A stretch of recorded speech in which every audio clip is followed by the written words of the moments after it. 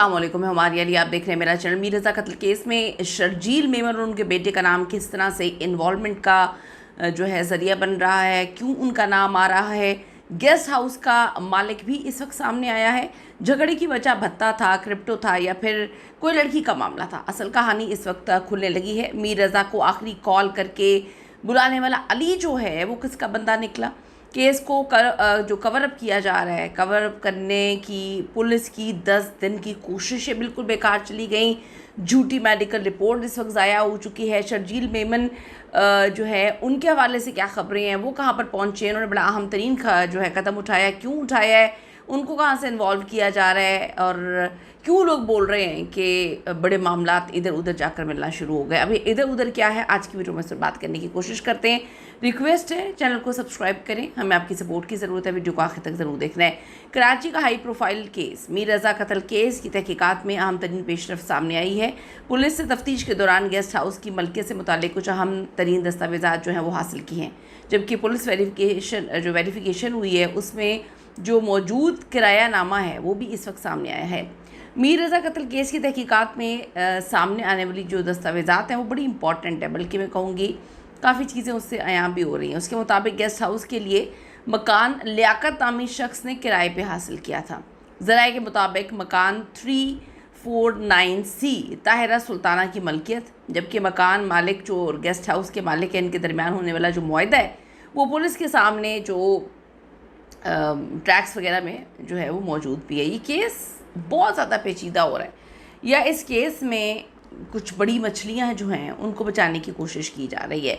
जब आप किसी को बचाने की कोशिश करते हैं तभी मामला उल्ट पुल्ट होते हैं। ये अब केस सीधा नहीं रहा, क्योंकि पहले दिन से इस केस को ख़ुदकुशी पे डाल के केस को बंद करने की कोशिश, इस हद तक झूठी मेडिकल रिपोर्ट्स बनाई गई, फैमिली को प्रेशराइज़ किया, फैमिली को डराया गया कि तुम अपने बेटे के लिए जो है बैठ के अब दुआएं करो, उसकी मग़फ़िरत के लिए दुआ करो, उसने तो जो है अपनी जान खुद ले ली है।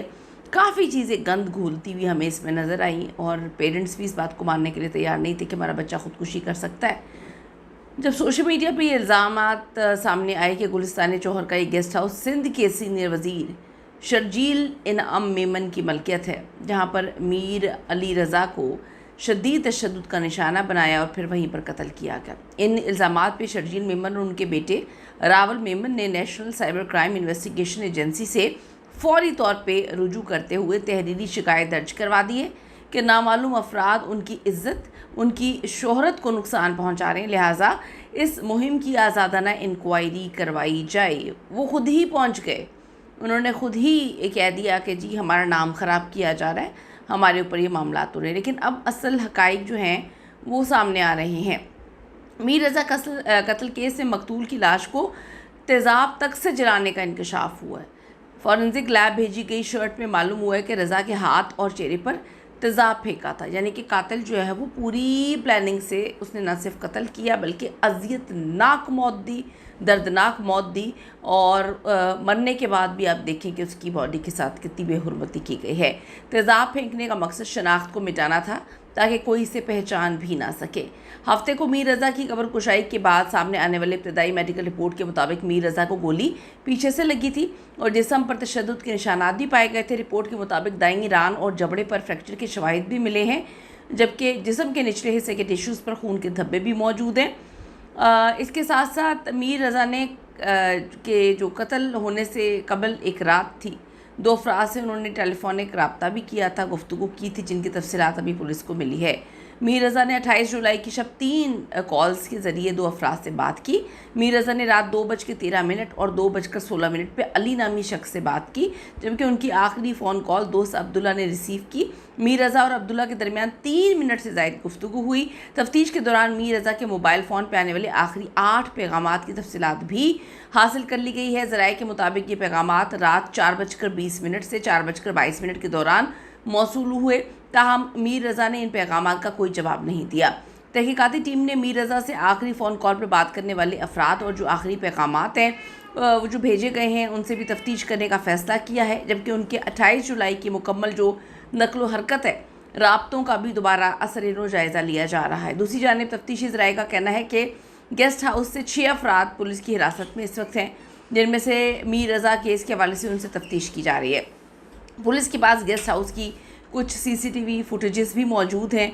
अगर पहली टीम ने वो फुटेजेस डिलीट ना कर दी हों, मतलब सही वाली फुटेजेस, जिससे हर चीज़ जो है वो क्लियर हो सकती थी। ये पहला मौका नहीं कि कराची के इम्पॉर्टेंट तरीन केसेस में रिपोर्ट जो है वो चेंज करवाई गई हो। बहुत बार, बल्कि मैं कहूँगी हर बार कराची में ऐसा होता है कि कराची में कोई ना कोई ऐसा बंदा निकल आता है, बड़ी तगड़ी मछली निकल आती है कि पूरे के पूरे केस को बच्चों की तरह चेंज करवा रहे होते हैं। पूरी दुनिया को पता चल रहा होता है, लेकिन बस वहाँ पे पुलिस आंखें बंद करके केस को तब्दील कर रही होती है जैसे कि सब बंधे हैं। 2000 केस में भी आपको पता है बच्ची की उम्र बढ़ा दी गई थी। शर्जील मेमन की बोतल से शहद निकल आया, लेकिन इस बार बोतल में जो है वो शहद था या कुछ और था, इस पर तो आने वाला वक्त ही बताएगा। लेकिन चीज़ें मैं आपको सही बता रही हूँ, चीज़ें सही नहीं हैं, चीज़ें काफ़ी हॉरेबल हैं, चीज़ें काफ़ी ज़्यादा कॉम्प्लिकेटेड कर दी गई हैं।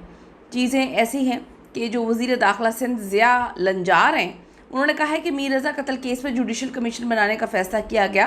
पुलिस सर्जन डॉक्टर समिया की वजह से सिंध हुकूमत की बदनामी हुई है। अच्छा, मामले के पीछे कोई हाई प्रोफाइल शख्सियत नहीं है? सीरियसली, मतलब मैं इस पर क्या बात करूं कि उन्होंने नेशनल टेलीविज़न में बैठ के कहानी सुनाई है कि डॉक्टर समिया की वजह से सिंध हुकूमत की बदनामी हुई है।